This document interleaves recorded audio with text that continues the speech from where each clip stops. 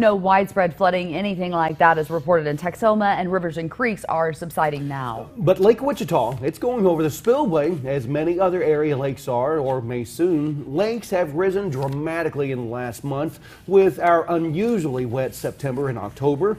Lake Kemp, it reached 100% capacity early this week. Lake Kickapoo, it's lapping at the top of the spillway and will probably be flowing over it soon. It has risen more than 25% in a month. Arrowhead is also inching closer to 100%. It's at 96.1%. That's up 76 or from 76.9% just a month ago. Possum Kingdom, it's approaching capacity. 2 floodgates have been opened there, and they're preparing to open a 3rd gate if necessary. Now, if they do, they warn flooding can occur in the flood-prone areas down the Brazos.